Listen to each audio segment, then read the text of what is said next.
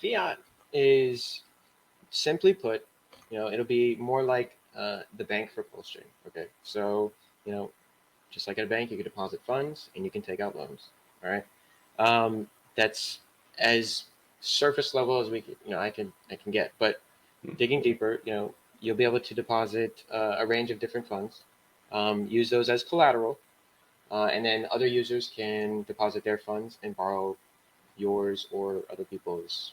It's like a big, you in the contract inserting liquidity and allowing other people to borrow off of you. The more people use, it's trustless. Yep. Okay. And so, the price you pay for the loans that you take depends on how much money is being taken out. How much money is being lent out at the time. So more people use, or if more people take loans, the loans are going to get more expensive, et cetera, et cetera. Less people, the cool thing about what we're doing, or what we plan to do for mainnet, we have a revenue sharing feature where the spread between what a depositor is paid and a borrower is paying, that spread is being paid to the stakers of the fiat token, which is pretty cool. Okay. As time goes on, you just get a basket of currencies and you slowly DCA into all the things that are being listed on fiat and stuff. So, that should be interesting. But yeah, I mean, we're a fork of Aave. They've been battle tested. I mean, they launched in 2017. So, and currently, I think in the bear market they have $8 billion of value across a couple of different chains, but it's still $8 billion. Would you apply AUM to the assets in mentioned? $8 billion but it's like with a smart contract. It's funny to think about it in that way. But that is that's and it's interesting. The 3AC, the Celsius, the Voyager people, all of them, they made sure to pay off Aave and the the smart contracts where they had taken out loans. So there's things that you can do socially, but when it's in code and you have to pay, you have to pay. So those are the first people to get paid back, actually. So hey. Wow. Okay. Yeah. And is it so for people who, like what is the main reason they would use it? I know you talked about a couple of the features, but like what is the you talk to somebody who don't know anything about it, they have Pulse, they've had Pulse, like they're in the ecosystem.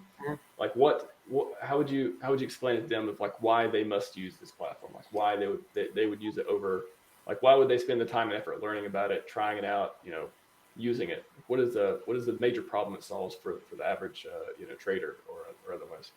Yeah, so this stuff is for people that have, they want you want to search for yield, okay, and that makes it easier being on PulseChain because the fees don't eat away at your margins, okay.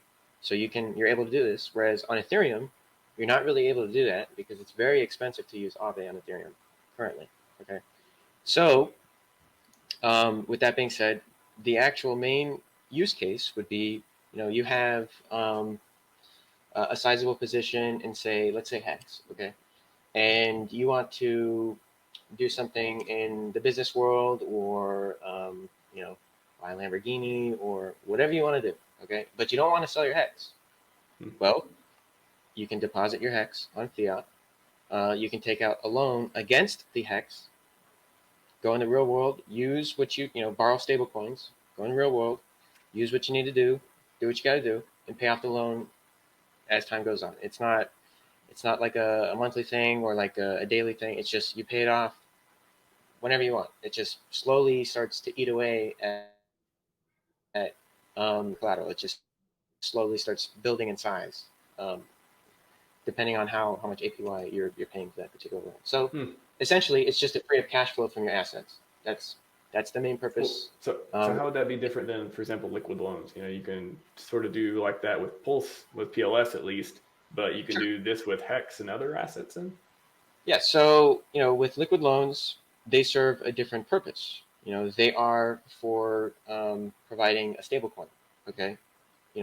Most likely, liquid loans would probably be listed onto fiat.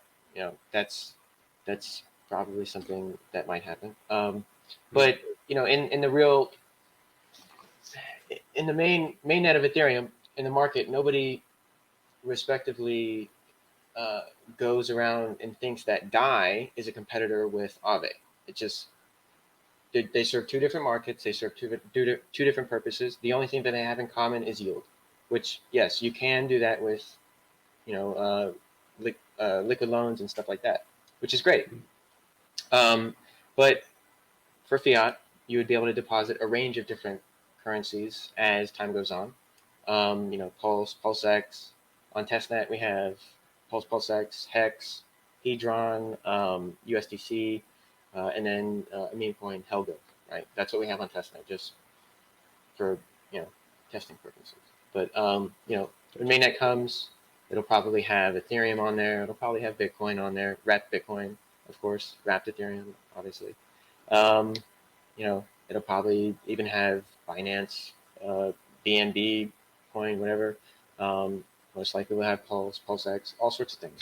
So, you know, this is a place where a user that from any sort of chain or any sort of background, they come to Pulse and they need to not sell their assets. They can deposit there and take out a loan against it, or just let it sit there and accumulate some interest while other people use their coins to speculate, which, that's a really cool use case besides freeing up cash flow that you can do with this stuff.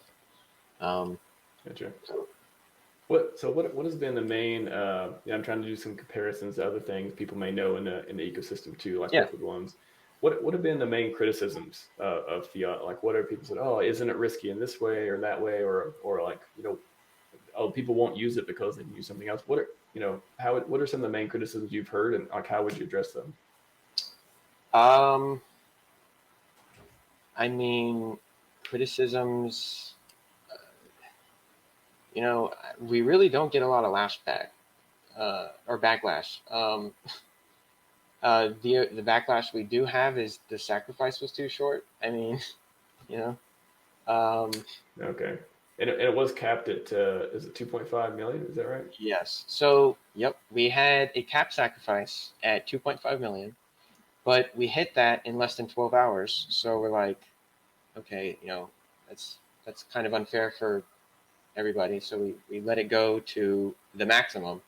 Complete cutoff was 4 million, and we stopped it at 4 million. So, and that was just 2 days later. So, Okay. And what was the decision for that? Like, what makes the project better by capping it like that? We think that maybe it's valuable to have a low starting valuation. Okay. So you kind of, if you have like long sack periods, you could make a case that would be, you could onboard a lot more people. You could have more time for marketing. You could, kind of like to have like more time for streams and publicity and stuff like that, and kind of get people in. this is Interesting. true. Yeah. I'm just like trying to, straw man, steel man too. And it's kind of like, okay, for fiat, it's like, yeah, we're going to have we want to approach it with a smaller valuation. Again, I haven't heard of fiat. I think I've heard it a couple of times, but I never knew anything about it because the sack base was so short. And it's so lower valuation. So you're thinking that, that could lead up to many, many more X's because you're going to start so low that, it's kind of after maybe the FOMO will, instead of giving it in the beginning, getting it wind down and come back, you want it to be this huge explosion when it launches, that kind of thing. So we had, I've been around to different meetups. I've rubbed shoulders with a lot of OG hexagons. This is before fiat even existed. I've just been around the block.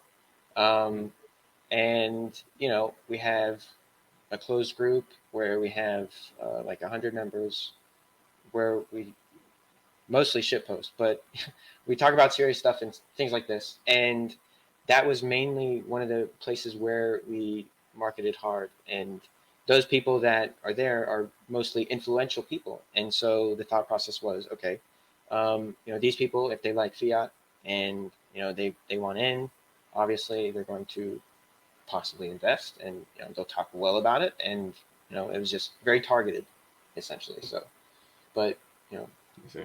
it worked out real well. So no worries if there will be a second round of shilling, I guess, or marketing and stuff, because we are building, uh, believe it or not, a leverage trading platform. So